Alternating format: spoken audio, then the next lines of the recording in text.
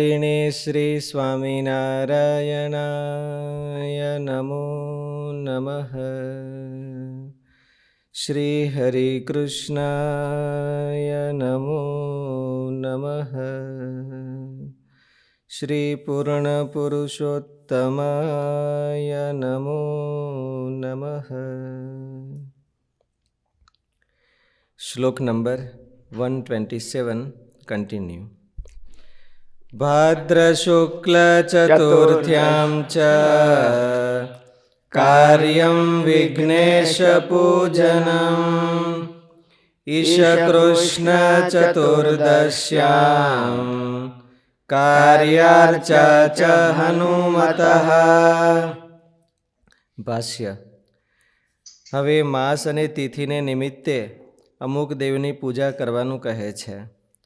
ભાદ્ર શુક્લ અહીં નિમિત્ત અમુક સમય છે. શ્રી કૃષ્ણ ભગવાનનો જ એક આશ્રય કર્યો હોવાથી અન્ય કોઈ અભિલાષા નહીં હોવા છતાં ભાદરવા સુધી ચોથ આવે ત્યારે યથાવિધિ ગણપતિ દેવની પૂજા કરવી એમ આ બાબત સૌને શીખવવા માટે સર્વસાધારણ વિષય પણ આચાર્યને અવશ્ય કર્તવ્યપણે કહ્યો છે. આચાર્યને માટે જે બાબત આવશ્યક કહ્યું હોય તે બીજા બધાને માટે પણ ફરજિયાત થઈ જાય છે. કોઈને શંકા થાય કે શ્રી કૃષ્ણ ભગવાનનો જ એક આશ્રય જેણે કર્યો હોય તે ભક્તને અન્ય દેવતાની પૂજા શા માટે કરવી જોઈએ? તો તે અંગે શ્રી હરિ કહે છે કે તમે ખરું કહો છો. તે દેવની પૂજા સાક્ષાત કરવાનું વિધાન અમે કર્યું નથી. બધા જ દેવોમાં પરમાત્મા પુરુષોત્તમ શ્રી કૃષ્ણ જ સાક્ષાત પૂજ્ય છે. આ આજ્ઞા વચન પણ તે દેવ જેનું શરીર છે અર્થાત તે દેવોમાં શરીરીના રૂપમાં રહેલા ધારક અને નિયામક એવા શ્રી કૃષ્ણનું જ તે નિમિત્તના યોગે પૂજ્યના રૂપમાં વિધાન કરે છે. જો એમ ન હોય તો શ્રી કૃષ્ણ પરાયણ મુમુક્ષુ ભક્તો સૂર્ય આદિની અર્ઘ્ય આદિ અર્પીને પૂજા કરે છે. તેમને તે પૂજા કરવાની જરૂર નથી. તેમજ પૂજા કરવી તે યોગ્ય પણ નથી. ત્રિકાળ સંધ્યા કરવાની હોય છે ત્રૈવર્ણિકોને. જોકે આપણે તો કોઈ કરતા હોતા નથી, પણ ત્રિકાળ સંધ્યા હરિભગત થાય તો પણ ઘણા બ્રાહ્મણો કરતા હોય તો એને પણ એમાં સૂર્યની આરાધના હોય તો અન્યાશ્રય થઈ ગયો કે એવું નથી થતું. વૈદિક દેવતાઓ હોય એના જે ટાઈમ પ્રમાણે કીધું હોય એ પૂજા કરે તો એ ભગવાનની જ પૂજા કરી ગણાય અને ભગવાનની એટલે ભગવાનનો મહિમા વધાર્યો કહેવાય. આ બધા દેવતાઓ એના વિભૂતિ રૂપ છે એટલે એનું સન્માન કરવાથી ભગવાનનું સન્માન થાય છે. તેથી એમ માનવામાં આવે તો બ્રાહ્મણોને માટે સંધ્યા વંદનાદિ કર્મોનો વિનાશ થઈ જાય. તે દેવતા જેનું શરીર છે એવા પરમાત્મા બીજા કોઈ દેવને માનવું નહીં તો આખા બધા વર્ણોના ધર્મ જ લોપ થઈ જાય અને વૈદિક ધર્મનો લોપ થઈ જાય. વૈદિક ધર્મનો લોપ થઈ જાય તો પછી સ્વામિનારાયણ ધર્મનો લોપ થઈ જાય. વૈદિક ધર્મ લુપ્ત થાય ને સ્વામિનારાયણ ધર્મ ઊભો રહે એવું ન બને. કારણ કે મહારાજને જે આજ્ઞાઓ કરી એનું મૂળ તો વેદો જ છે. તેથી એમ માનવામાં આવે તો બ્રાહ્મણોને માટે સંધ્યા વંદનાદિ કર્મોનો વિનાશ થઈ જાય. તે દેવતા જેનું શરીર છે એવા પરમાત્મા એક આરાધ્ય છે. એટલે કહેલા ભાદરવા સુધી ચોથના દિવસે ગણપતિ પણ પરમાત્મા શ્રી કૃષ્ણનું શરીર છે એટલે તે પૂજ્ય છે એમ માનીને શ્રી કૃષ્ણ ભગવાનના મુમુક્ષુ ભક્તો ગણેશ ચોથને દિવસે એક દિવસે ગણપતિની પૂજા તુલસી પત્રથી હોતી થાય છે. તુલસી પત્ર ભગવાન સિવાય બીજા કોઈ દેવને ચડે નહીં, પણ ગણેશ ચોથને દિવસે તુલસી પત્રથી એનું પૂજન કરી શકાય છે. એટલે તે દિવસે એ શ્રી કૃષ્ણ અવતાર ગણાય, એના જન્મ દિવસે. એમ માનીને શ્રી કૃષ્ણ ભગવાનના મુમુક્ષુ ભક્તો ગણપતિ દેવની પૂજા કરે તે યોગ્ય જ છે. એટલે અન્ય નિમિત્તની જેમ જ ગણપતિ દેવની પૂજા કરવી એવું વિધાન છે એમ સમજવું. પરમાત્માના જ શરીરરૂપ હોવાથી તેમનું આરાધન કરવું તે અયોગ્ય નથી એવો ભાવાર્થ છે. આ અંગે કોઈ એમ પણ કહે છે કે આ ગણપતિ દેવના પૂજનનું વચન છે તે વિધિના રૂપમાં નથી કહ્યું, પરંતુ શ્રી કૃષ્ણના એકાંતિક ભક્ત મુમુક્ષુઓએ ગણેશ ચોથનું વ્રત કરવું નહીં એમ કોઈ કહે ત્યારે તે શંકાની નિવૃત્તિ માટેનું આ વચન ખાલી સંમતિ અભ્યનુજ્ઞા પૂરતું છે. જેમ કે વયોના ચરબીનો હોમ કર્યા પછી દીક્ષિતનું અન્ન ખાવું, આ વાક્યની જેમ સંમતિમાં જ તાત્પર્ય છે. સંમતિમાં તાત્પર્ય એટલે કોકને કરવું હોય તો ના નથી એવો બીજો વિકલ્પ, એટલે અનન્ય ભક્તોને માટે એ અનુકૂળ વિકલ્પ આપ્યો કે કોઈકને કરવું હોય તો ના નથી, ન કરવું હોય તો પરાયણ નથી. પણ આચાર્ય મહારાજને માટે ફરજિયાત કહેવાય, એટલા માટે કે એ બધાના મહારાજના પ્રતિનિધિ રૂપ છે. એટલે આ વાક્યની જેમ સંમતિમાં જ તાત્પર્ય છે. ભગવાનના હોવાથી તેમનું પૂજન કરવું એવી સંમતિ છે. આસોવદી 14ને દિવસ હનુમાનજીની વિશેષ પૂજા કરવી. પૂનમિયા માસની માન્યતા મુજબ કાર્તિક વદી, ગુજરાત પ્રમાણે તો આસોવદી 14 હનુમાનજીનો જન્મ છે એવા વચનોને યોગ્ય રીતે સમજવા. ગુજરાતમાં પડવાથી અમાસ સુધીનો મહિનો ગણાય છે, અને આ મારવાડીઓમાં ને સાઉથમાં બધી પૂનમથી પૂનમ સુધીનો મહિનો ગણાય. તો એ મહિનો ગણે તો પહેલાં અંધારિયું પખવાડિયું પહેલાં આવે, એટલે કાર્તિક મહિનો શરદ પૂનમથી કાર્તિક મહિનો શરૂ થઈ ગયો, એટલે વધી પખવાડિયું પહેલું આવે, એટલે હનુમાનજીની 14 છે એ પહેલી આવે, પણ આવે મહિનો કાર્તિક મહિનો ગણાય. આવું બધી ક્યાંય હોય છે, પણ મહારાજે કીધું છે ગુજરાતના હિસાબે જ કીધું હોય એવું લાગે છે. ઈશ કૃષ્ણ ચતુર્દશી. શ્લોક નંબર 128. મદાશ્રિતાનાં સર્વેષાં ધર્મરક્ષણ હેતવે ગુરુત્વે સ્થાપિતાભ્યામ ચ તાભ્યામ દીક્ષ્યા મુમુક્ષવઃ. અને અમારે આશ્રિત જે સર્વે સત્સંગી તેમના ધર્મની રક્ષા કરવાને અર્થે એ સર્વેના ગુરુપણાને વિશે અમે સ્થાપન કર્યા એવા જે તે અયોધ્યા પ્રસાદ અને રઘુવીર તેમણે મુમુક્ષુ જનને દીક્ષા આપવી. મારા આશ્રિત જે પુરુષો અને હવે જે ધર્મો આવે છે એ સત્સંગ, આખા સત્સંગને ધ્યાનમાં રાખીને એને રિલેટેડ ધર્મ આવે છે. અમુક શરૂઆતમાં ધર્મ હતા એ પોતાના વ્યક્તિગત રિલેટેડ, પછી કૌટુંબિક ધર્મ, પછી વૈદિક એની અમુક ફરજ છે વૈદિક ધર્મને અર્થે, અને હવે જે આવે છે એ બધા સત્સંગીઓ અને રિલેટેડ ધર્મ છે મહારાજશ્રીના, કે સત્સંગીઓ પ્રત્યેની પોતાની જે રિસ્પોન્સિબિલિટી છે અને સત્સંગ પ્રત્યેની પોતાની રિસ્પોન્સિબિલિટી છે એને મહારાજ અહીં કહે છે. એટલે મહારાજનું જે કાર્યવાહકતા છે એ હવે શરૂ થઈ છે. મહારાજનું જે વિઝન મિશન છે એને સપોર્ટ કરે એવી જે ફરજો છે એ હવે શરૂ થઈ.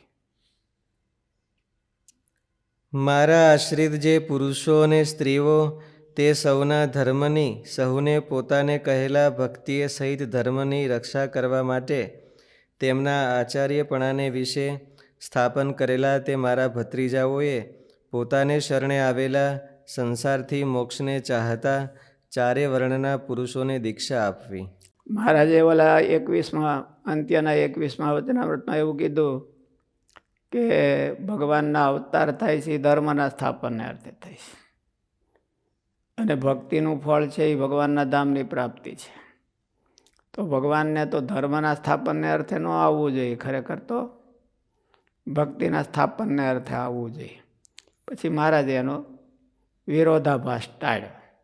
વિરોધાભાસ ટાળીને હું મહારાજે એનો નિર્ણય આપ્યો, ભાગવત ધર્મના પોષણ, ભાગવત ધર્મના સ્થાપનને અર્થે ભગવાન પૃથ્વી ઉપર આવે છે.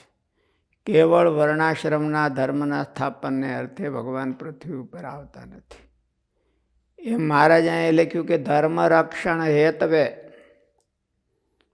તો એકાંતિક ધર્મની રક્ષા કરવા માટે મહારાજ પોતે આવ્યા હતા અને મહારાજ ધામમાં ગયા. પછી મહારાજ એમ કે એમના વારસ પુત્રોને આપતા કે તમારે બધાએ સત્સંગીઓના એકાંતિક ધર્મની રક્ષા કરવાની. વ્યવહારની રક્ષા એટલું નથી પૂરતું, એમ એકાંતિક ધર્મની રક્ષા કરવાની. વ્યવહાર હોતે મહારાજે એમને જ આપ્યો, પણ એકાંતિક ધર્મની રક્ષા કરવા માટે એટલે મહારાજે ચોખ્ખું લખ્યું એમ કીધું કે ધર્મ રક્ષણ હેત મદાશ્રિતાનામ સર્વેશામ ધર્મ રક્ષણ હેતવે ગુરુત્વે સ્થાપિતાભ્યામ છે તાભ્યામ દીક્ષા મુમુક્ષવ. એકાંતિક ધર્મ અમારા જે આશ્રિતો છે બધા, એનો જે એકાંતિક ધર્મ છે, મહારાજને રાજી કરવાનો જે ધર્મ છે, ભાગવત ધર્મ છે, એની રક્ષા કરવા માટે આ સ્થાન છે. અને એ સ્થાન ઉપર અમે તમને એપોઇન્ટ કર્યા છે, નિમણૂક કર્યા છે. એટલે તમારે પહેલું કાર્ય, સૌથી પહેલું કાર્ય એ છે સ્પિરિચ્યુઅલ કાર્ય. આચાર્ય મહારાજનો મુખ્ય રિસ્પોન્સિબિલિટી સ્પિરિચ્યુઆલિટી જળવાય રહે, ઉપરથી નહીં, હવના હૃદયમાં એનું પ્રતિષ્ઠા કરવી. એટલે હૃદયમાં બીજા હામા માણસોના હૃદયમાં સ્પિરિચ્યુઆલિટીની પ્રતિષ્ઠા કરવી હોય ત્યારે પોતે એનું પાલન કરે અને આગ્રહ રાખે. પોતાના આશ્રિતોમાં આગ્રહ રાખે કે તમે પણ બધા આ ધર્મનું પાલન કરો. બતાવે. આચાર્યનું ડેફિનેશન જ એવી કરી છે ને કે આ ચીણોથી પોતે આચરણ કરે છે, શાસ્ત્રમાંથી સિલેક્ટ કરે, ઊંચામાં ઊંચો ધર્મ પોતે આચરણ કરે અને પોતાના અનુયાયીઓમાં એને પ્રવર્તાવે, એને હાઇલાઇટ આપે, એને પ્રોત્સાહન આપે, એને મોટિવેશન કરે. એવું કરે તો એ કરી શકે. કોઈક નાના માણસને કરવું હોય તો ન કરી શકે. મહાભારત વખતે ધર્મરાજાના 2 અવતાર હતા. એક યુધિષ્ઠિર મહારાજા અને એક વિદુરજી. વિદુરજી પણ એ ધર્મની ડ્યુટી છોડીને અહીંયા આવ્યા હતા. ધર્મની ગાદી એમને એ તો યમરાજાનો અવતાર હતા. અને ધર્મરાજા યુધિષ્ઠિર મહારાજા પણ ધર્મરાજા તરીકે હતા. પણ શ્રી કૃષ્ણ ભગવાનને પૃથ્વી ઉપર ભાગવત ધર્મનું પ્રવર્તન કરાવવું હતું તો એણે સિલેક્ટ કોને કર્યા? યુધિષ્ઠિરને. વિદુરજીને ન કર્યા. નકર યુધિષ્ઠિરને પૂછવા જવું હોય તો વિદુરજીને પૂછવા જવું પડે. યુધિષ્ઠિર સલાહ લે તો કોણ લે? કોની લે? વિદુર કાકાની સલાહ લે કે વિદુર કાકા કે એમ બરાબર, એની સલાહ લે. પણ તો શ્રી કૃષ્ણ ભગવાને યુધિષ્ઠિરને સલાહ. વિદુરે ક્યારેય બાફવું નહીં, યુધિષ્ઠિર ક્યારેક ક્યારેક બાફે. પણ તો એ જગ્યા એવી છે કે ત્યાં જ એની પ્રતિષ્ઠા થાય. યદા યદા હિ ધર્મસ્ય ગ્લાનિર્ભવતિ ભારત. એટલે ભગવાને જે પ્રતિજ્ઞા કરી હતી કે મારે ધર્મની સ્થાપના કરવી છે, તો એને માટે સ્થાન પણ જોઈ, પ્લેટફોર્મ પણ જોઈ. એટલે મહારાજે આચાર્ય મહારાજની જે જગ્યા છે એ એનું પ્લેટફોર્મ પસંદ કર્યું છે. અને એકાંતિક ધર્મ એટલે નહીં તો સાધન ન કે તમે બધા એકાંતિક ધર્મ પ્રવર્તાવજો. હરિભગતને એમ કે હામાં જે હારા હરિભગત હોય એકાંતિક ધર્મ પ્રવર્તાવજો, એવું ક્યાં કીધું છે? અંબરીશ રાજા જેવા હોય એ એકાંતિક ધર્મ પ્રવર્તાવજો. અંબરીશ રાજા એ પોતે એકાંતિક થઈ શકે, હરિભક્તો એમ, પણ એને દીકરાને એકાંતિક ન કરી શકે. તો એને ભાગમાં હોય તો થાય, ન ભાગમાં હોય તો નોય થાય. પર્વતભાઈ દીકરો એકાંતિક ન થઈ ગયો એમ, મેઘો. એટલે એનું સ્થાન એવું નથી. અને આ સ્થાન એવું છે કે આ સ્થાનમાંથી એકાંતિક ધર્મ પ્રવર્તાવી શકે. કદાચ ને એને દીકરા ન થાય તો પણ બીજાને તો કરીએ કે સ્થાન છે ને રિસ્પેક્ટેબલ સ્થાન છે. એટલે રિસ્પેક્ટેબલ સ્થાન હોય એમાંથી આપણે જે પાવું હોય એ હેલું પડે, અને રિસ્પેક્ટેબલ ન હોય સ્થાન તો એના હૃદયમાં જે સારી વસ્તુ પાવી હોય માણસોને એ પીવે નહીં કોઈ. પેલા સ્થાનને અંગે કે એ દે ન પીવાય એવું થાય. એટલે મહારાજે પહેલી વહેલી આજ્ઞા સત્સંગ પ્રત્યેની આજ્ઞા કરી કે ધર્મ રક્ષણ હેતવે ગુરુત્વે સ્થાપિતાભ્યામ જતાભ્યામ દીક્ષા મુમુક્ષુ, અને એમાંય મુમુક્ષુઓને દીક્ષા આપજો, એટલે સાધુઓને દીક્ષા આપજો. કેવો સરસ શ્લોક મહારાજ લીધો. એકાંતિક ધર્મ ફેલાય છે એ સ્વામિનારાયણની નિષ્ઠા ફેલાય છે એ સાધુઓથી થાય છે. સાધુઓ બધા એક એક જીવને પકડી અને એના હૃદયમાંથી જે બળવાલ કાઢવો એ કાઢે અને એને મહારાજની પાકી નિષ્ઠા કરાવે. આચાર્ય મહારાજ તો બે જ હોય, હવે એ જાય ક્યાં કેટલાકને કોન્ટેક કરે, એટલે એ બધાનો કોન્ટેક ન કરી શકે. એટલે જો સાધુમાં એ પોતાનું ઓલું સ્થાપી શકે, સારા સિદ્ધાંતો હોય તો. એટલે મહારાજ પહેલાં કીધી કે એમ તો દીક્ષા મુમુક્ષુ હે તાભ્યામ દીક્ષા મુમુક્ષુ. એટલે મુમુક્ષુઓને દીક્ષા આપવી એ એટલા માટે જ દીક્ષા આપવી કે એકાંતિક ધર્મની પ્રતિષ્ઠા પ્રચાર એને સ્પ્રેડ થાય પૃથ્વી ઉપર. એટલા માટે એ મહારાજનો આવવાનો હેતુ હતો. એટલે મહારાજને આવવાનો હેતુ હતો એને વધારેમાં વધારે કોને કહેવો, એટલે મહારાજે આચાર્ય મહારાજને પહેલો ધર્મ કીધો. ગ્રહસ્થાન ધર્મમાં એમ કીધું, ખાલી સીધું પહેલો શ્લોક એમ કીધું કે વિધવાઓથી છેટું રહેવું. એટલે એને તો પોતાના ધર્મનો જ બચાવ કરી શકે. વધારેમાં વધારે બળિયા હોય તો પોતાના ધર્મનો બચાવ કરી શકે. અને મહારાજ શ્રી છે એની જગ્યા એવી છે કે એ બીજાના હૃદયમાં મહારાજે સ્થાપેલા એકાંતિક ધર્મની પ્રતિષ્ઠા જો ધારે તો કરી શકે. એ પોતાનું ઓલું એમ કે બનાવે, પોતે પ્લાન બનાવે તો એ બીજાના હૃદયમાં કરી શકે. એટલે મહારાજે પહેલી આજ્ઞા એ કરી.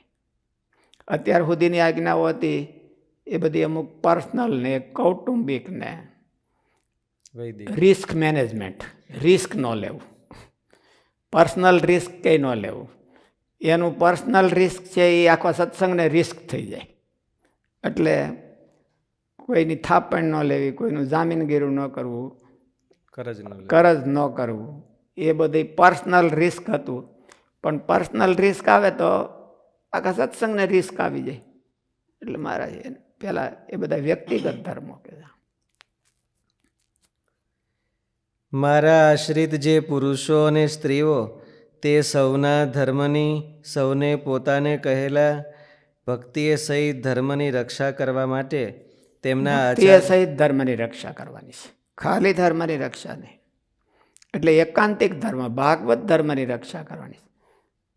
પોતાના આશ્રિત સત્સંગીઓ અને પોતાના આશ્રિત સાધુઓ એમાં ભાગવત ધર્મ વધારેમાં વધારે પ્રવર્તે એ મહારાજે આ પદનું બીજ આપ્યું. મુખ્ય જવાબદારી આચાર્યની શું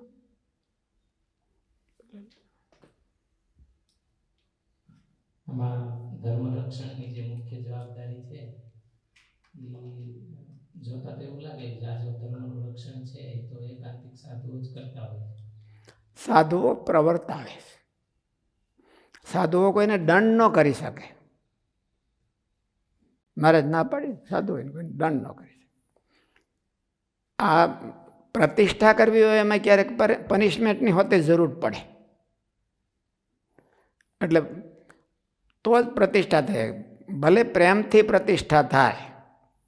રાજા છે, રાજાનું શાસન છે, એ ખાલી કાલાવાલા કરી રાખે પ્રજાને તો એમ કંઈ બધી પ્રજા માની ન લે, સજ્જન પ્રજા માની લે. અને ઓલા બધા માણસો હોય તો ગાંગલો માને રાજાને, કે કીધે રાખે, એને કાંઈ મનાય નહીં એમ. આવા રાજાને એટલે પ્રતિષ્ઠામાં બે વાના જોઈએ, એટલે પનિશમેન્ટ ન કરીએ. કે સાધુઓ પ્રચાર કરીએ કે આને કહેવાય, આને એકાંતિક ધર્મ કહેવાય, આને મહારાજની નિષ્ઠા કહેવાય, મહારાજની નિષ્ઠા હોય તો આમ કરવું ન કરવું. પછી કોઈ ઓલો ભંગ કરે તો એને બે લાફા ન મારી શકે, એને સમજાવી શકે. અને આ જે જગ્યા આપી છે એ પનિશમેન્ટ હોતે થોડીક કરી શકે, સંપ્રદાયને મર્યાદામાં રહીને અને પનિશમેન્ટ હોતી કરી કે ભાઈ આને બહાર કાઢી કે એ આપણો મહારાજનો આશ્રિત નથી, મહારાજને બાને લૂંટતો હોય તો એ નહીં લૂંટાવવાનું પ્રજાને, એમ એવું કરી શકે. એટલા માટે મહારાજ એમ ભાગવતમાં એમ કીધું ભગવાન ધામમાં ગયા પછી, હે ભાગવતમાં ભગવાન ધામમાં ગયા પછી એમ કે ધર્મ છે એકાંતિક, હા, નિર્મત સરાણામ સતા. એમાં રહ્યો છે. એ દ્રષ્ટિએ ભાગવતમાં જે કીધું એ આચાર્યની પદવી છે, એ સાધુની જ પદવી છે. આચાર્ય ગ્રહસ્થ છે તોય પણ બીજા ગ્રહસ્થ જેવા નથી, ત્યાગી ગ્રહસ્થ છે. એને પોતાનું સમગ્ર જીવન છે એ સત્સંગને માટે વાપરવાનું છે, કેવળ પરિવારને માટે નથી. પરિવાર તો એનો પરંપરા હાલી આવે છે, તો એ પરિવાર છે. એ ભાગવત એકાદશમાં ને એમાં અને આપણા શાસ્ત્રોમાં હોતે આચાર્ય મહારાજના હરિલામૃતમાં આચાર્ય મહારાજના ધર્મો કીધા છે એ ત્યાગી જેવા ધર્મો કીધા છે. એટલે આદર્શ જનક રાજા જેવા ગ્રહસ્થ હોય એવા ગ્રહસ્થ. એટલે જનક રાજાનો વૈરાગ તો સુખદેવજીના વૈરાગ કરતા આગળ હતો, અને તો જ એ એકાંતિક ધર્મનું પ્રવર્તન કરીએ. કે એકાંતિક ધર્મનું પ્રવર્તન કરવું ત્યાગીઓથી નહીં ન થાય, એમાં તો બહુ ત્યાગ કરતાં પણ વધારે બીજી થોડીક જરૂર છે. એટલે ભાગવત ધર્મને મહારાજે અંત્યના 21મા વચનામૃતમાં જે મહારાજે આ ચર્ચાઓ કરી છે એમાં મહારાજે 3 વિભાગ કર્યા છે. એને બહુ સૂક્ષ્મ દ્રષ્ટિથી જોવે ને તો 3 વિભાગ કર્યા. કયા 3 વિભાગ? એક તો વર્ણાશ્રમના ધર્મ, બીજા ભગવાનની ભક્તિ, અને ત્રીજો ભાગવત ધર્મ. આવું મહારાજે ચર્ચા કરી છે. પહેલાં તો પ્રશ્ન જ એવો હતો કે ભક્તિના સ્થાપનને અર્થે મહારાજને આવવું જોઈએ, અને શ્રી કૃષ્ણ ભગવાને ગીતામાં ધર્મના સ્થાપનને અર્થે શા માટે મહારાજે કીધું, આવો પ્રશ્ન છે સંતોનો. એટલે મહારાજે એનો જવાબ કરીને એવું કીધું કે એકાંતિક ધર્મ અને ભક્તિ બેય નોખા નોખા નથી. પછી મહારાજ બહુ ડિટેલમાં ગયા કે એક તો પ્રવૃત્તિ ધર્મ છે ને એક નિવૃત્તિ ધર્મ છે, એ બે પાછા ભગવાનને સંબંધે કરીને છે ને એક ભગવાનના સંબંધથી રહિત હોતે છે. એમાં ભગવાનના સંબંધવાળો જે પ્રવૃત્તિ ધર્મ અને ભગવાનના સંબંધવાળો જે નિવૃત્તિ ધર્મ, એને ભક્તિ નોખા નોખા નથી. તો પછી ભગવાને એમ કેમ ન કહી દીધું કે એકાંતિક ધર્મને ઓલો ભગવાનના સંબંધવાળે ઓલો ભક્તિનું, એ જો ભક્તિ હોય તો ભક્તિના સ્થાપનને અર્થે કેમ ન આવ્યું? તો ભક્તિ શબ્દ ત્યાં વાપર્યો નહીં, અને ધર્મ એટલે એકાંતિક ધર્મ જ વાપર્યો. એટલે એનો અર્થ એવો છે કે ભક્તિમાં ભાગવત ધર્મનો સમાવેશ થઈ ન જાય, એકલી ભક્તિમાં, અને ભાગવત ધર્મમાં ભક્તિનો સમાવેશ થઈ જાય. એટલે ભાગવત ધર્મ છે એ ભક્તિ કરતાં પણ એક ડગલું આગળ છે. અસાધારણ ભક્તિ હોય તો કાંઈ વાંધો નહીં, પણ સામાન્ય ભક્તિ છે એ ભાગવત ધર્મની આગળ ન આવે. મહારાજ પછી એવું કીધું કે એ ભાગવત ધર્મની આગળ વર્ણાશ્રમના ધર્મ પાંગળા છે એવું કીધું. પણ ભાગવત ધર્મને તુલ્ય એ વચનામૃતમાં જો ઊંડો વિચાર કરે તો એનો અર્થ એવો થાય કે ભાગવત ધર્મને તુલ્ય ભક્તિ પણ ન ગણાય. એની કમ્પેરિઝનમાં નથી આ વ્યક્તિ. શું કરવાને? ભક્તિ છે એ એકલા પોતાના વ્યક્તિને રિલેટેડ છે. હું નવધા ભક્તિ આખો દી કરી રાખું તો હું ભગત કહેવાઉં, હું ભાગવત ધર્મનિષ્ઠ ન કહેવાઉં.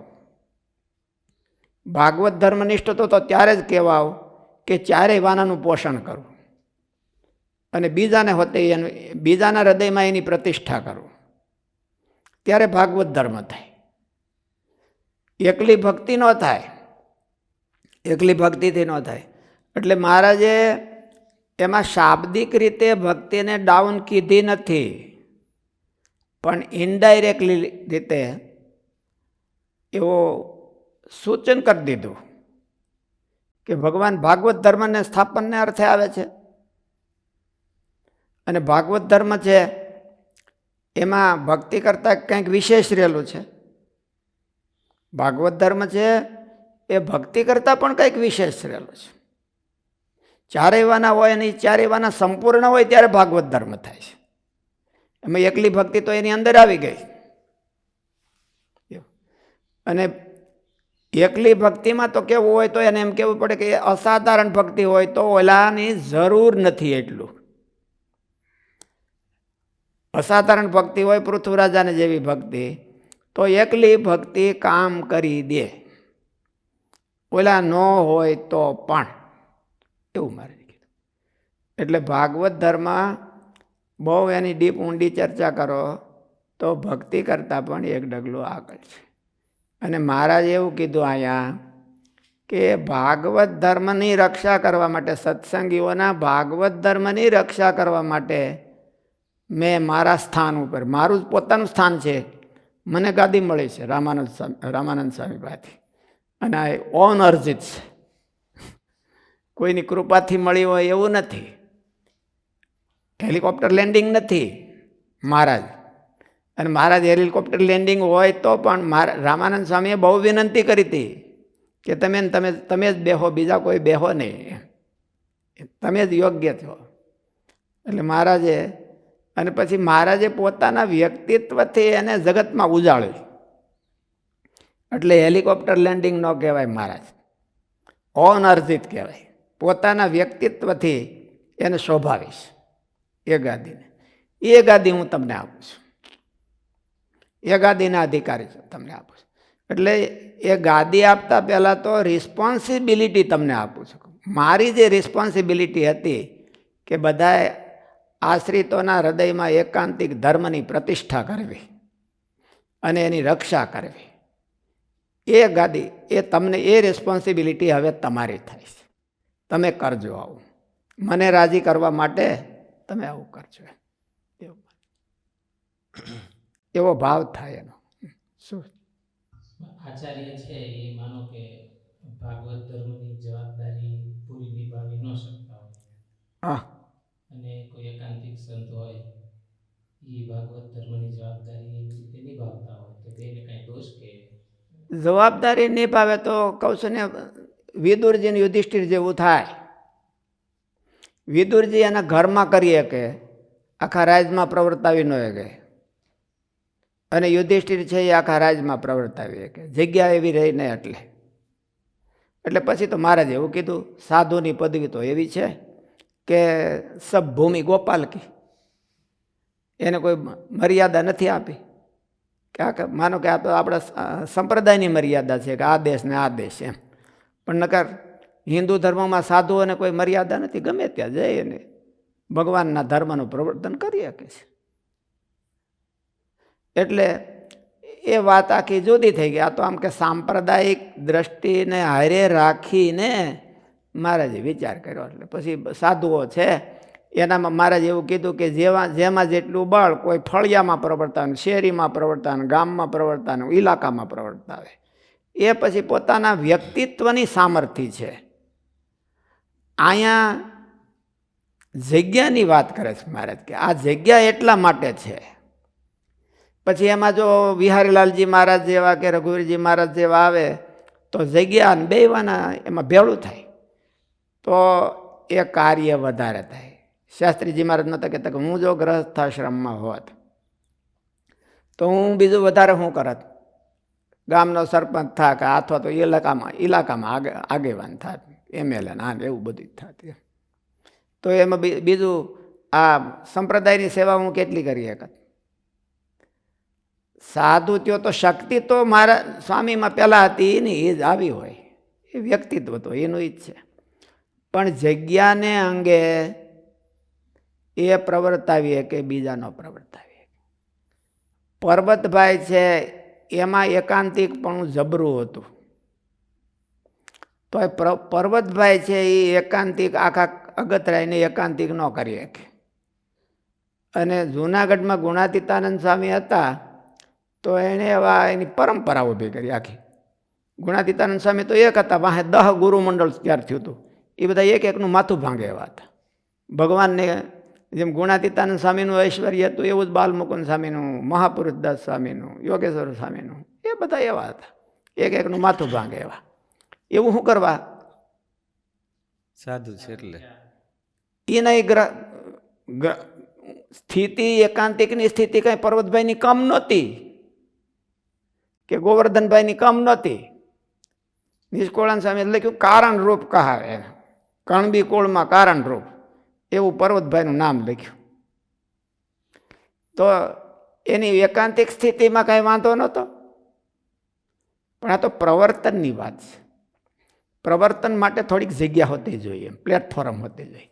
પ્લેટફોર્મ વિના પ્રવર્તન થઈ ન શકે. એટલે સાધુ કરીએ કે એ પોતાના પુરુષાર્થના બળે કરે તો ફળિયામાં કરે, વધારે ન કરીએ. અને આ એટલી જ મહેનત જો કરે તો આખી પૃથ્વીમાં થાય, આખી પૃથ્વીમાં ફરે. મહેનત બેની હરખી થાય. એકાંતિક ભગત હોય ને બહુ મહેનત કરે તો એને કુટુંબમાં હરખું કરી દે.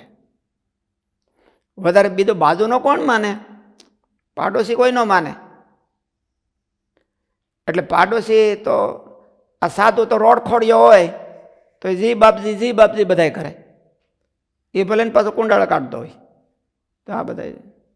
એટલે સાધુ ગમે ત્યાં જઈને ઊભો રહે તો એક હાકલ મારે તો 1000 ઊભા થાય.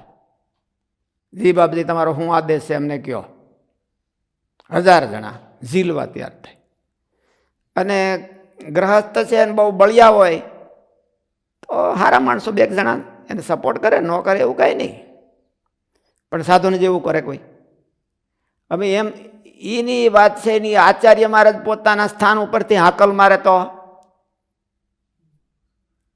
આખો સત્સંગ ઝીલે. એમ સાધુને એક એરિયો નક્કી હોય.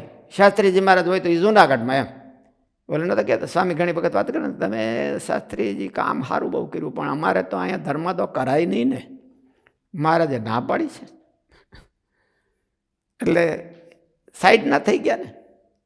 પણ એનું એ કાર્ય જો આચાર્ય મહારાજના હાથમાં હોય ને એક હાકલ મારે કે ભાઈ આપણે સત્સંગનું આવું કામ કરવું છે તો એટલા માટે તો મહારાજ એને રિસ્પોન્સિબિલિટી આપે છે.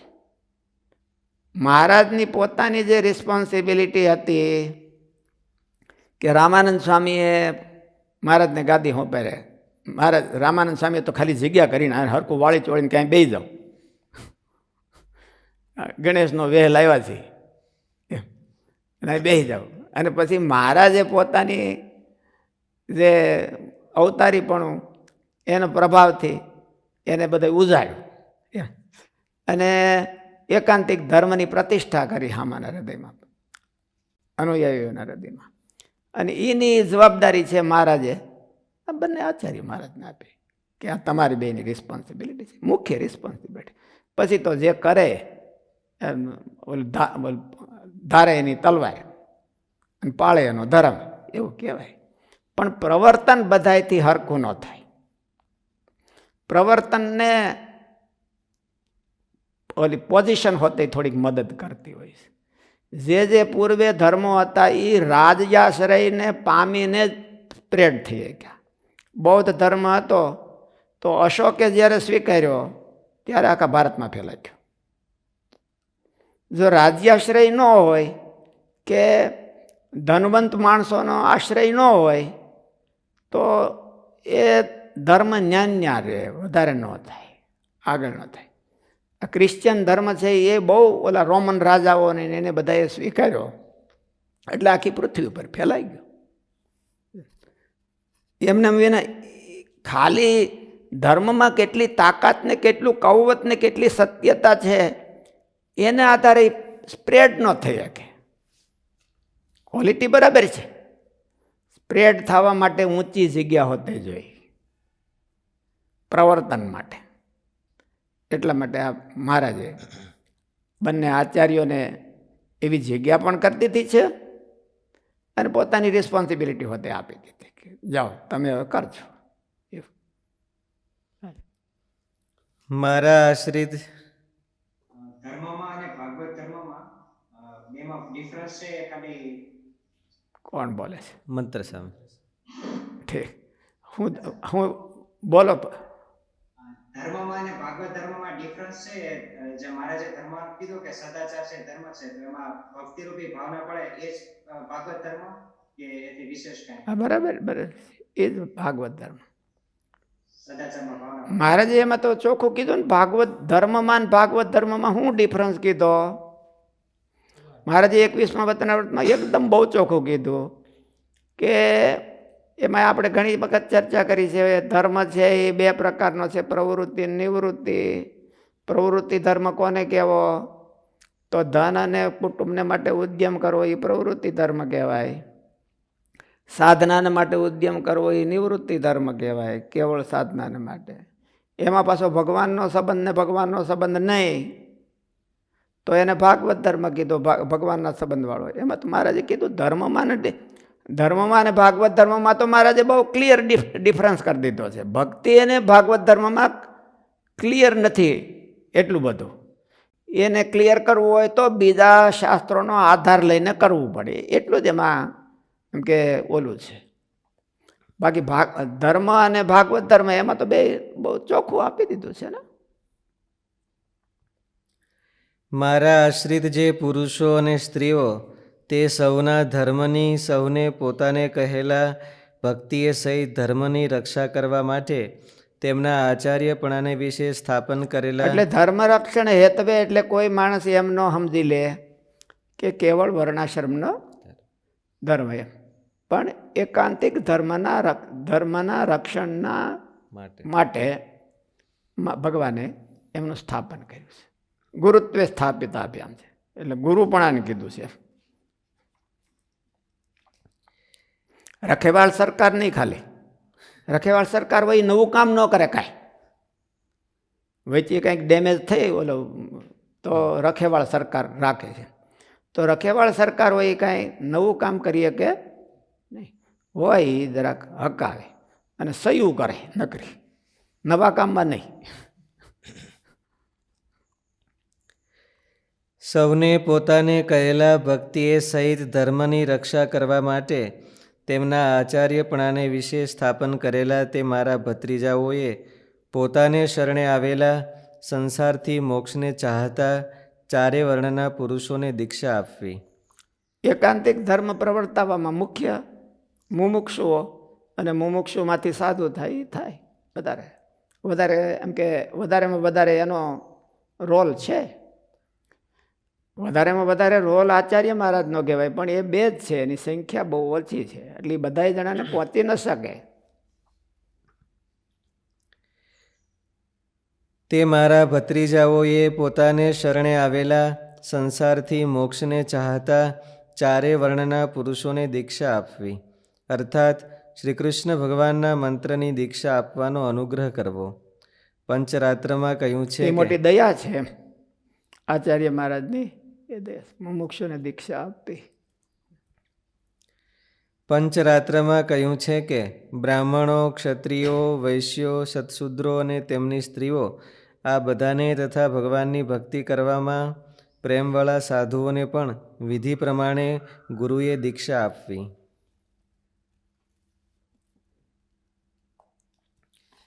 ભાષ્ય. આચાર્યના પદ ઉપર સ્થાપેલા બંને આચાર્યોએ મુમુક્ષુઓને દીક્ષા આપવી. શ્રીહરિ એવી આજ્ઞા કરે છે કે મદાશ્રિતાનામ સર્વેશામ. શ્રીહરિએ કરેલી આ આજ્ઞાનો ભાવાર્થ એવો થાય છે કે આ બંને આચાર્ય સદવર્તનવાળા હોવા છતાં આચાર્ય ભાવને પોતાની ફરજને પણ અવગણીને જો મુમુક્ષુજનોને શ્રીકૃષ્ણના મંત્રની દીક્ષા ન આપે તો અમારી આજ્ઞાના ઉલ્લંઘનથી થતો પ્રત્યવાય પાપ તેમને ભોગવવો જ પડે. પોતે અતિ એકાંતિક ધર્મ પાળે પણ મુમુક્ષુઓને દીક્ષા ન આપે તો મહારાજ કે પ્રાયશ્ચિતના આમ શું લખ્યું એવું લખ્યું ને, શું કીધું? પ્રત્યવાય. પ્રત્યવાય એટલે પ્રાયશ્ચિત, એને પ્રાયશ્ચિતના અધિકારી કહેવાય. એટલે મુખ્ય પોતે એકાંતિક ધર્મ પાળે એના કરતાં પણ એકાંતિક ધર્મ પ્રવર્તાવે એ મોટી આજ્ઞા છે. અને એકાંતિક ધર્મ પ્રવર્તાવવામાં પોતાને પાળવાનું આવી જાય. અર્થતઃ આવી જાય છે. ઓલા શ્રુતિમાં લખ્યું ને કે આત્માવારે દ્રષ્ટવ્યો, શ્રોતવ્યો, મંતવ્યો, નિધિધ્યાસિતવ્ય. પરમાત્માનું દર્શન કરવું, પછી કીધું કે મનન કરવું, શ્રવણ કરવું. શ્રવણ મનન ને નિધિધ્યાસ કરવું, પછી દર્શન. એટલે શ્રવણ મનન ને નિધિધ્યાસ છે એ તો અર્થતઃ પ્રાપ્ત છે. દર્શન કરવું હોય તો દર્શન, આમ તેલ ધારાવત દર્શન કરવું હોય તો એનું મનન કરવું પડે, શ્રવણ કરવું પડે, ત્યારે એ થાય. એટલે એ તો ઓટોમેટિક આવી જવાનું. એટલે આમાં પણ એવું છે કે બીજાના હૃદયમાં એકાંતિક ધર્મની પ્રતિષ્ઠા કરવા માટે પોતાને તો ઓટોમેટિક પાળવાનો જ હશે, અને પોતે ન પાડે તો બીજાને પ્રતિષ્ઠા થાય નહીં. એટલે મહત્વની ફરજ પ્રચાર કરવો એનો, એકાંતિક ધર્મનો. એટલે મહારાજમાં એકાંતિક ભાવે બીજા જીવોને જોડવા. શ્રી હરિએ એ મહારાજની વિશેષતા છે. આસ્તિકતામાં જોડવા એટલું જ નહીં, આસ્તિકતાઓ માટે તો શાસ્ત્રો છે અને બીજા અવતારોએ ખૂબ કામ કર્યું છે. પણ બીજા અવતારો કરતાં મહારાજે જે વિશેષ કામ કર્યું છે એ રિસ્પોન્સિબિલિટી મહારાજશ્રીની છે, આચાર્ય મહારાજશ્રીની છે. શ્રી હરિએ કરેલી આ આજ્ઞાનો ભાવાર્થ એવો થાય છે કે આ બંને આચાર્ય સદવર્તનવાળા હોવા છતાં આચાર્ય ભાવને, પોતાની ફરજને પણ અવગણીને જો મુમુક્ષુજનોને શ્રી કૃષ્ણના મંત્રની દીક્ષા ન આપે, પોતે ખાલી ઓર્ડિનરી ભગત નથી, આચાર્ય છે. એટલે આચાર્ય પરત્વેની ફરજ જુદી અને પોતે ભગત, પોતાની ભક્ત પરત્વેની ફરજ એ જુદી જુદી. એટલે અમે જે આ આજ્ઞા કરીએ છીએ એ આચાર્ય પરત્વેની ફરજની આજ્ઞા કરીએ છીએ. આ બંને આચાર્ય સદવર્તનવાળા હોવા છતાં આચાર્ય ભાવને, પોતાની ફરજને પણ અવગણીને જો મુમુક્ષુજનોને શ્રી કૃષ્ણના મંત્રની દીક્ષા ન આપે તો અમારી આજ્ઞાના ઉલ્લંઘનથી થતો પ્રત્યવાય પાપ તેમને ભોગવવો જ પડે. માટે તેમણે મુમુક્ષુજનોને કૃષ્ણ મંત્રની દીક્ષા આપવી. દીક્ષા આપવામાં પણ વિલક્ષણતા રહી છે. જેને અધિકાર પ્રાપ્ત થયો હોય તે જ દીક્ષા આપી શકે છે. આ ભક્તિની દીક્ષા છે એ એણે દીક્ષા ન લીધી હોય તો ન આપી શકીએ. એટલે આપણે સંપ્રદાયમાં એવું હોય ને, આચાર્ય મહારાજના દીકરા થાય તો એને વર્તમાન પાછા સાધુ ધરાવે,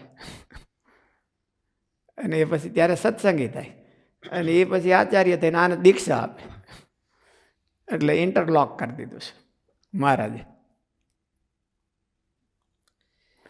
વિહારીલાલજી મહારાજને વર્તમાન ગુણાતીતાનંદ સ્વામી ધરાવેલા હતા, એવું ક્યાંક આવે છે ને, હરિલામૃતમાં આવે છે. વિહારીલાલજી મહારાજને નાના હશે ત્યારે ગુણાતીતાનંદ સ્વામી વર્તમાન ધરાવેલા છે. તે દીક્ષાના અધિકારની પ્રાપ્તિને સ્પષ્ટ કહે છે ગુરુત્વે. મેં આ અયોધ્યા પ્રસાદજી અને રઘુવીરજી બંનેને આચાર્ય પદ ઉપર સ્થાપ્યા છે. એટલે મારી પાસેથી દીક્ષા વિધિનું જ્ઞાન પામેલા બંનેએ મારી આજ્ઞાથી દીક્ષાનો કૃષ્ણ મંત્રોપદેશ કરવો, એમ શ્રીહરિનું કહેવું થાય છે. દીક્ષાનો કૃષ્ણ મંત્ર પરબ્રહ્મ વિદ્યારૂપ છે, તેમજ પરમ રહસ્યભૂત છે. એ મુખ્ય છે. મંત્રોપદેશ આપણે દીક્ષા વિધિમાં આવ્યું હતું, મંત્ર ઉપદેશ એ મુખ્ય. દીક્ષાનો કૃષ્ણ મંત્ર પરબ્રહ્મ વિદ્યારૂપ છે, તેમજ પરમ રહસ્યભૂત છે. એટલે ગુરુની આજ્ઞા મેળવ્યા વિના કેવળ વિદ્યા મેળવીને જ આ કૃષ્ણ મંત્રના ઉપદેશની યોગ્યતા કોઈને મળે નહીં, એવો શ્રીહરિનો ભાવ હોય તેમ સ્પષ્ટ થાય છે.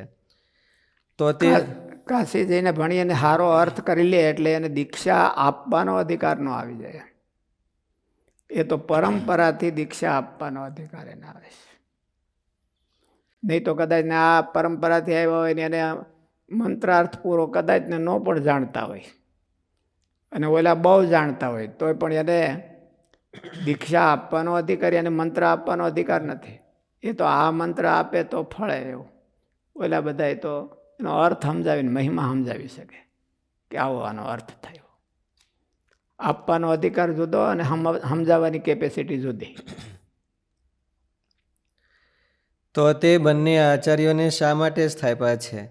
તેનો ઉત્તર કહે છે, મદાશ્રિતા નામ સર્વેશામ, ધર્મ રક્ષણ હેતવે. જે મારા આશ્રિતો છે તેમનો પરમ એકાંતિક જે વિશેષ ધર્મ છે તેના રક્ષણ માટે આચાર્ય સ્થાપ્યા છે. ધર્મ પાળવામાં જે અડચણ પડતી હોય તેને ટાળવી અને બધી રીતે અનુકૂળતા કરી આપવી. આ બે કામ મુખ્ય લીડરનું કામ શું? Problem solving. પ્રોબ્લેમ સોલ્વિંગ કરવું એમ કે આગળ એના જે એકાંતિક ધર્મ પાળવામાં પોતાના આશ્રિતો હોય અને જે પ્રોબ્લેમ આવતા હોય એ સોલ્વ કરી દે અને પછી આગળ ઇન્સ્પાયરિંગ મોટિવેશન કરી રાખે કે આમાં જાઓ, આમાં જાઓ, આગળ જાઓ, આ વધારે ચાન્સ છે અત્યારે એટલું સિદ્ધ કરી લ્યો, પછી એટલું સિદ્ધ કરજો. એવું મોટિવેટ કરી રાખવા અને પ્રોબ્લેમ સોલ્વ કરી રાખવા, એ જ એનું કામ છે. બાકીને પછી બધી નવરાય હોય ત્યારે પૂજા લે અને આરામ કરે. મોટી જગ્યાનું કામ બધી છે. બધા કંપનીના CEO હોય એ શું કરતા હોય? એનો આખો શેડ્યુલ શું હોય? મીટિંગ, ગોલ્ફ રમવાનું. એને ગોલ્ફ જ રમવાનું હોય. એ સવારે કોફી પીતા વખતા જેને નિર્ણય લઈ લે એટલે ઓલા આખો દી ધંધે લાગી જાય. અને પછી આ સીધું ઓલું ગાડી લઈને ગોલ્ફ રૂમમાં પહોંચી જાય. પછી સાંજે આવીને પૂછે કે શું થયું ઓલું બધું. એટલે CEOનું કામ જાજુ ગોલ્ફ રમવાનું જ હોય, ઓલું ન હોય. નિર્ણય એવો લઈ લે કે ઓલા એક અઠવાડિયું દોડાદોડ થાય તો પૂરો ન થાય ને કામ સારું થાય. એટલે મુખ્યનું કામ એવું જ હોય. પછી ભલે ને આ બધું કરી દે, પ્રોબ્લેમ સોલ્વ કરી દે અને એને ઇન્સ્પાયરિંગ કરી દે, મોટિવેટ કરી દે અને પછી બે ગોલ્ફ રમી રાખે તો કંઈ વાંધો નહીં. આને તો ગોલ્ફ રમવાનું કીધું નથી મહારાજે, અને માળા ફેરવાની એવું બધું કીધું કે નવદા ભક્તિ કરવી. આચાર્ય મહારાજ શ્રીને ગોલ્ફ રમવાનું ન કીધું, પણ આવું લોકમાં એવું હોય છે. તો તે બંને આચાર્યોને શા માટે સ્થાપ્યા છે? તેનો ઉત્તર શ્રીહરિ કહે છે, મદાશ્રિતાનામ સર્વેશામ ધર્મ રક્ષણ હેતવે. જે મારા આશ્રિતો છે તેમનો પરમ એકાંતિક જે વિશેષ ધર્મ છે તેના રક્ષણ માટે આચાર્ય સ્થાપ્યા છે. ધર્મ પાળવામાં જે અડચણ પડતી હોય તેને ટાળવી અને બધી રીતે અનુકૂળતા કરી આપવી. આ બે કામ સદુપદેશ વગેરે આપીને કરવા. કે ધર્મ રક્ષણ હેતવેનો અર્થ આવો થાય. મહારાજે રઘુવીરજી મહારાજે અર્થ કર્યો કે ધર્મ રક્ષણ તો શું? ધર્મ રક્ષણ તો એને કાંઈ એકાંતિક ધર્મ પાળવામાં મુશ્કેલી પડતી હોય તો એને સોલ્વ કરી દેવી અથવા તો એને સોલ્વ કરવામાં મદદ કરવી, ભેળા પડવું કે તમે કરો છો બરાબર છે, હાલો હું તમને મદદ કરું. અને હજી એમ ઓલા કાંઠે આવ્યા હોય એને ઇન્સ્પાયર કરવા, તમે આવો, આ મહારાજની નિષ્ઠા પાકી કરો, બહુ સારું છે, એને પ્રોત્સાહિત કરવા. તો એને ધર્મ રક્ષણ હેતવે કીધું. કહેવાનું તાત્પર્ય એ છે કે પરમ એકાંતિક ધર્મની રક્ષા માટે આચાર્ય પદ ઉપર સ્થાપેલા આચાર્યોએ મુમુક્ષુઓને કૃષ્ણ મંત્રનો ઉપદેશ કરીને તેમને સંસ્કૃતિના બંધનથી કાયમને માટે મુક્ત કરવા. એનું જેવું પોઈન્ટ છે એવું બીજું કોઈ નથી. એનું એક જીવને જો ભગવાનને રસ્તે ચડાવે તો આખા બ્રહ્માંડ વગેરે એનું પોઈન્ટ થાય. એટલે બહુ મોટું કામ છે, બહુ મોટી જવાબદારી છે. કહેવાનું તાત્પર્ય એ છે કે પરમ એકાંતિક ધર્મની રક્ષા માટે આચાર્ય પદ ઉપર સ્થાપેલા આચાર્યોએ મુમુક્ષુઓને કૃષ્ણ મંત્રનો ઉપદેશ કરીને તેમને સંસ્કૃતિના બંધનથી કાયમને માટે મુક્ત કરવા. મૂળમાં મુમુક્ષુ શબ્દ કયો છે, એટલે કૃષ્ણ મંત્રથી દીક્ષા લેવાનો અધિકાર મુમુક્ષુપણું જ છે, પણ વર્ણોની વિલક્ષણતા નથી. તે અંગેનું પંચરાત્રમાં વચન છે કે સંસારના દુઃખોથી છૂટવા ચાહતા બ્રાહ્મણ, ક્ષત્રિય, વૈશ્ય તથા સત્શુદ્ર કે જે શ્રી વિષ્ણુ ભગવાનની ભક્તિમાં પ્રેમવાળા હોય, સજ્જન હોય, તેમને આચાર્ય ગુરુએ વિધિપૂર્વક દીક્ષા આપવી. વર્તમાન પરિસ્થિતિમાં કે આચાર્ય મહારાજ છે અને આવી રીતે એમ કે ધર્મનું રક્ષણ કરવું બહુ અટપટું લાગે છે. ત્યાંથી બધી જે તો એને કાંઈ પરિસ્થિતિ પ્રમાણે પોતે કરી શકે, બીજું શું. કાંઈ કે હે? પ્રત્યેવાય એને કાંઈ કે દોષ લાગે એવું કંઈ શક્ય હોય તો પ્રત્યવાય લાગે, શક્ય ન હોય તો પ્રત્યવાય શું લાગે. જ્યારે આપણે માણસને પ્રત્યવાય ઓલો પ્રાયશ્ચિત શેનું લાગે છે કે શક્ય હોય ને ન કરે એનું. દેશકાળ હોય તો મારે જેવું કીધું નથી કે દેશકાળ હોય ને નાહવાનું ક્યાંય પાણી ન હોય તો જ્યારે પાણી મળે ત્યારે નાહી લેવું. તો ન નાહ્યો એનું પ્રાયશ્ચિત ન હોય ત્યાં. એટલે શક્ય હોય એની જ ભગવાન નોંધ લેતા હોય છે. ન શક્ય હોય એનું કંઈ ભગવાન એમ તો જાણે ને કે આ એનાથી શક્ય નથી. શ્લોક નંબર 129. યથાધિકારમ સંસ્થાપ્યા સ્વે સ્વે ધર્મે નિજાશ્રિતા માન્યઃ સંતશ્ચ કર્તવ્યઃ સત્શાસ્ત્રાભ્યાસ આદરાત. અને પોતાના આશ્રિત જે સર્વે સત્સંગી તેમને અધિકાર પ્રમાણે પોતપોતાના ધર્મને વિશે રાખવા અને સાધુને આદર થકી માનવા તથા સત્શાસ્ત્રનો અભ્યાસ આદર થકી કરવો. તે બંને આચાર્યોએ પોતાના આશ્રિત શિષ્યોને પોતપોતાના જુદા જુદા કહેલા ધર્મમાં તેના અધિકાર પ્રમાણે વ્યવસ્થિત રીતે રાખવા. જો તેમ કરવામાં ન આવે તો શિષ્ય કરેલું પાપ ગુરુને લાગે છે. શંખ સ્મૃતિમાં કહ્યું છે કે રાજાને લાગે ને, એમ કે છે પ્રજા પાપ કરે એ રાજાને લાગે. પોતાની પ્રજા ગ્રહસ્થ હોય ને છોકરાઓ કે ઘરવાળા પાપ કરે તો એ ઘરધણીને લાગે. સાધુઓમાં શિષ્યો પાપ કરે તો એને ગુરુને લાગે હોતે. એવી રીતે આ બધા આખા સત્સંગમાં જે ઓલું થાય તો એનો ભાગ ધર્મા જ ઓલું ધર્મવેરો ઓલી આવક થાય એમ આ પાપનું હતી થાય. રાજા છે એ પ્રજા પાસેથી કર લે તો હાવ મફત થોડો કર લે કે એ કર લે તો એની યારે પાપ હતી જાય. અને પુણ્ય જો ધર્મ પ્રવર્તાવે તો પુણ્ય હતી જાય એવું. એટલે સેમ વસ્તુ એની છે. આ ધાર્મિક રાજા જ છે ને, ધાર્મિક રાજા છે ને, મોટી પદવી હોય છે ને. આપણે જ્યારે મેમેલે હોય તો એ મહારાજ શ્રીનું જે સન્માન હોય એ મોટું હોય ને એ બધા એને હોતે નમતા. એટલે ધાર્મિક રાજા જ છે. એટલે ઓલાનો ન્યાય એને લાગુ પડે બધું. સારું પ્રવર્તાવે તો સારું, મોડું પ્રવર્તાવે તો મોડું. શંખ સ્મૃતિમાં કહ્યું છે કે પ્રજાને ધર્મનું શિક્ષણ નહીં આપી શકતા રાજાને પ્રજાએ કરેલું પાપ લાગે છે.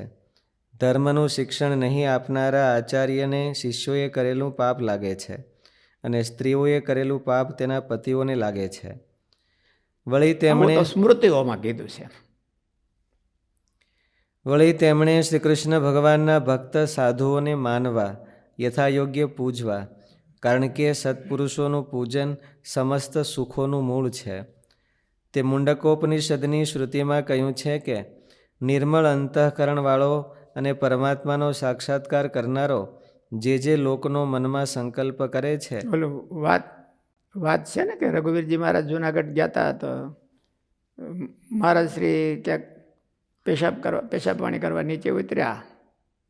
મોજડીઓ નીચે પડી ગઈ હતી. પછી મહારાજ શ્રી બેસી ગયા. પછી પાર્ષદ હાજર હોય ને તો પાર્ષદ ત્યાં આગા પાછા ગયા છે તો બાળમુકુંદ સ્વામી લઈને મોજડી મૂકી દીધી મહારાજ શ્રી. એટલે રઘુવીરજી મહારાજ કે હા સાધુરામ તમે કે અમારા મહારાજ તો આપણા ગુરુ જ કહેવાય ને. એમાં રઘુવીરજી મહારાજ તો મહારાજ જેવું વ્યક્તિત્વ હતું તોય પણ એને મનમાં એવું કે ના અમે ગ્રહસ્થ છે ને તમે ત્યાગી છો. એટલે ત્યાગી અમારે જો મોજડીઓ નહીં લેવાની. એટલે એ રિસ્પેક્ટ રાખતા. એ આ મહારાજે કીધું. મહારાજે કીધું ને કે માન્ય સંતશ્ચ કર્તવ્ય સત્શાસ્ત્રાભ્યાસ આદરાત. એટલે સંત પુરુષોનો રિસ્પેક્ટ રાખવો. સાચું એવું સંતો રાખતા. વિહારીલાલજી મહારાજ, રઘુવીરજી મહારાજ એ બધા એ બહુ સાધુઓનો રિસ્પેક્ટ બહુ રાખતા. વળી હવે તો તેમણે આમાં તો શું છે, અત્યારના જમાનામાં તો સાધુઓને હામાં થઈ ગયા હોય, હામાં ખેંચાતા હોય, હામાં કોર્ટે ચડ્યા હોય, હામાં ચૂંટણીએ ચડ્યા હોય, એટલે બહુ જેટલું રિસ્પેક્ટ તો જેટલું રહે એટલું રાખતા હોય.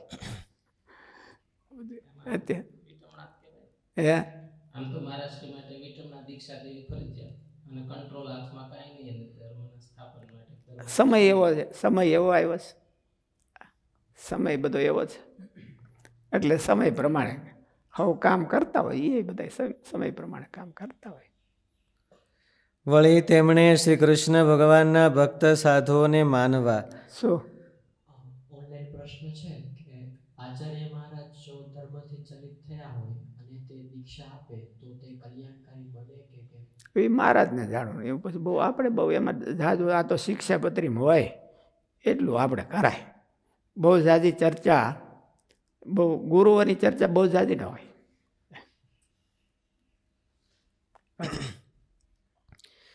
એટલે ડીપમાં તો કે તમારે શાસ્ત્રોનો અભ્યાસ કરી લેવો. આચાર્ય મહારાજની જાજી ચર્ચાઓ આપણે ન કરી શકાય. વળી તેમણે શ્રી કૃષ્ણ ભગવાનના ભક્ત સાધુઓને માનવા યથા યોગ્ય પૂજવા. કારણ કે આ તો સત્પુરુષ શ્લોકો આમ આવ્યા છે એટલે આપણે શ્લોકોનો અર્થ કહી દઈએ. પ્રશ્નનું સોલ્વિંગ આપણે ન કરાય આમાં. કારણ કે સત્પુરુષોનું પૂજન સમસ્ત સુખોનું મૂળ છે. તે મુંડકોપનિષદની શ્રુતિમાં કહ્યું છે કે નિર્મળ અંતઃકરણવાળો અને પરમાત્માનો સાક્ષાત્કાર કરનારો જે લોકનો મનમાં સંકલ્પ કરે છે અને જે કામનાઓને સેવે છે તો તે લોકને અને તે ભોગોને પ્રાપ્ત કરે છે. સત્ય સંકલ્પરૂપ મહિમાશાળી હોવાથી તે પરમાત્માના સાક્ષાત્કારવાળા પુરુષનું પૂજન ઐશ્વર્ય ઈચ્છનારાએ કરવું. સાધુઓને માનવા પૂજવામાં ન આવે તો આચાર્યોએ કરેલું ભગવાનનું પૂજન પણ પૂર્ણ ફળ આપતું નથી. શ્રીમદ્ ભાગવતમાં આમ કહ્યું છે, જેમ કે માણસને વાત, પિત્ત અને કફ આ 3 ધાતુઓમાંથી બનેલા પોતાના શરીરમાં આત્મબુદ્ધિ છે, પત્ની આદિમાં મમત્વ બુદ્ધિ છે, ભગવાનની મૂર્તિઓમાં પૂજ્ય બુદ્ધિ છે અને ગંગાજળ આદિમાં તીર્થ બુદ્ધિ છે. તેવી જ આત્મબુદ્ધિ, મમત્વ બુદ્ધિ, પૂજ્ય બુદ્ધિ અને તીર્થ બુદ્ધિ ભગવાનના ભક્તમાં જો તે નથી કરતો તો તે બળદ અને ગધેડા જેવો પશુ છે. એમાં સાધુ જ કીધા ખાલી. સાધુ એટલે ભગવાનના એકાંતિક ભગત. પછી મહારાજ શ્રી હોય ભગવાનના ભગત તો એનો પણ એમાં સમાવેશ થઈ જાય.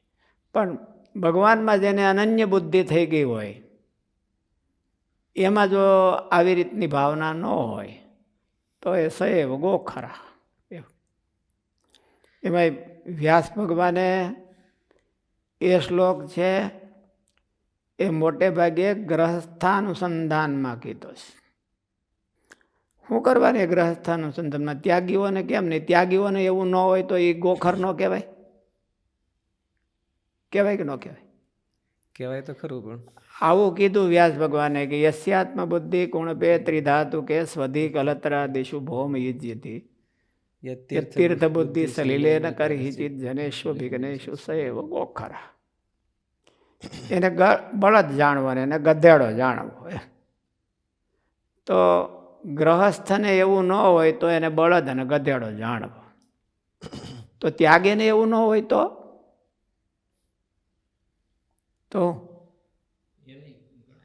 એને બળદ ને ગધેડો ના, એ બળદ ગધેડો નહીં.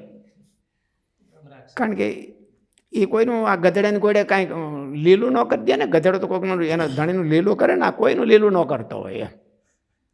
એટલે આને વ્યાસ ભગવાને અધ્યાહાર 2 ઉપમાઓ રાખવી. બીજી 2 ઉપમાઓ આપણે ગોતવી પડશે કે ગધેડાને બળદ જેવી.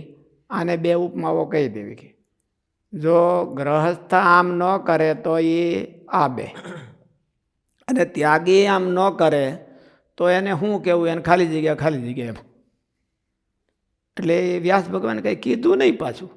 કારણ કે સાધુની મહિમા વાત કરતા હોય ને પછી સાધુને એવું કેવું તો આમાં ક્રોસિંગ થઈ જાય કે અમે આને નાને એવું.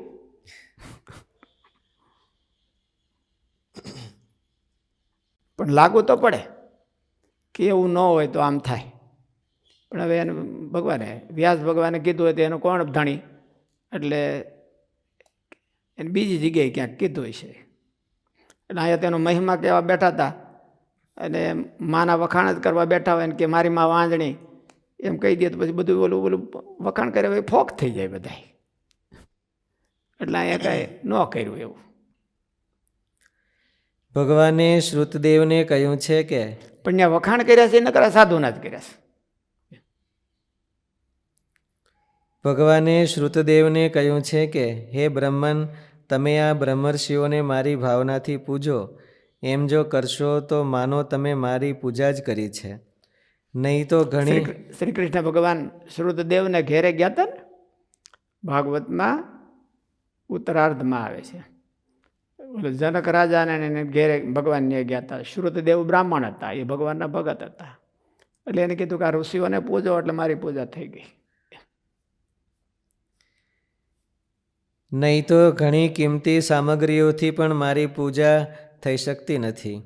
જે મનુષ્ય મૂર્તિમાં જ શ્રદ્ધા રાખીને ભગવાનની પૂજા કરે છે પણ બીજા ભક્તોમાં ભાવથી પૂજા નથી કરતો તો તે પ્રાકૃત ભક્ત ગણાય છે. 9મા સ્કંધમાં દુર્વાસા આગળ પણ ભગવાને કહ્યું છે કે મારા ભક્ત સાધુ પુરુષો સિવાય હું મને પોતાને પણ ચાહતો નથી. તે રીતે જ તે બંને આચાર્યોએ અમે પૂર્વે કહેલા સત્શાસ્ત્રોનો અભ્યાસ આદરથી કરવો. અભ્યાસ 4 પ્રકારે થાય છે.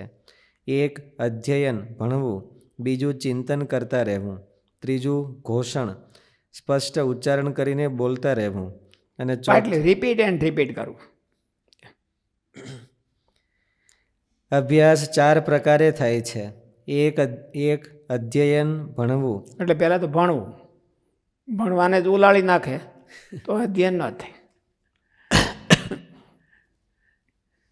2 ચિંતન કરતા રહેવું, 3 ઘોષણ ભણ્યા હોય એનું ચિંતન કરી રાખવું, સ્પષ્ટ ઉચ્ચારણ કરીને બોલતા રહેવું અને 4 પાઠન ભણાવવું. પછી બીજાને ભણાવે ત્યારે ભણતર પૂરું થાય. જ્યાં સુધી ન ભણાવે બીજાને ત્યાં સુધી ભણતર પૂરું ન થાય. 4 ભાગમાં વિદ્યા છે એ પ્રાપ્ત થાય છે. એક તો ભણે ત્યારે, પછી બીજા સહાધ્યાયીઓની હારે પાઠ કરે ત્યારે, 3 કાળે કરીને અને 4 ભણાવે કરીને. બીજાને ભણાવે અને બીજાને ભણાવે તો પછી એને લાંબો ટાઈમ થાય ત્યારે સમજાઈ જાય કે મારું આ વચનામૃતમાં આ કીધું છે. અને ક્યારેક કોઈક મૂર્તિમાન આપણા શિષ્યો જ ભટકાઈ જાય અને એ આપણને વચનામૃત સમજાવી દે. ઘણી વખત સમજાવતા હોય ને, શિષ્યો જ સમજાવતા હોય વચનામૃત. જાજામાં જાજુ કોણ સમજાવે? ગુરુને જ્ઞાન કરાવે કોણ કરાવે? હે? શિષ્યો કરાવી શકે એવું બીજું કોઈ ભગવાને નથી કરાવી શકતા. ભગવાનનું તો આ માને કે ન માને, પણ શિષ્યો જ્ઞાન કરાવે. આંખ ખોલી દે, કાન ખોલી દે. શિષ્યો એમ કહે ને કે કાન ખોલીને સાંભળી લ્યો, આંખ ખોલીને જોઈ લ્યો, મગજ ખોલીને સમજી લ્યો. એટલે એ બધું ખોલવાનું એના હાથમાં હોય, બીજાના પોતાના હાથમાં ન હોય. ઘણી વખત તો આપણે મારે આંખ ખોલવી હોય તો ખુલે નહીં, પણ તમે જો કોઈક ખોલાવો તો ખુલી જાય, તરત જ ખુલી જાય. એટલે મોટે ભાગે શિષ્યો આવું કરતા હોય છે. એટલે ભણાવવાથી બહુ જ્ઞાન થાય અને શિષ્યોથી જ્ઞાન થાય. એટલે 4 ભાગમાં વિદ્યા છે એ રહેલી છે. એક તો ભણે ત્યારે, પછી બીજા સહાધ્યાયીઓની સાથે ગોષ્ઠી કરે ત્યારે, પછી થોડો કાળ જાય ત્યારે, અને 4 કોકને ભણાવે ત્યારે. એ જો પૂરું કરી દે 4 સ્ટેજમાંથી તો એને કામ જ્ઞાન સારું થાય. આમાં 4 વાના બીજા કીધા. શું કીધા? ભણવું, ચિંતન કરતા રહેવું, હા, સ્પષ્ટ ઉચ્ચારણ કરીને બોલતા રહેવું અને ભણાવવું. એ 4 વાના જ્ઞાનના અંગ છે.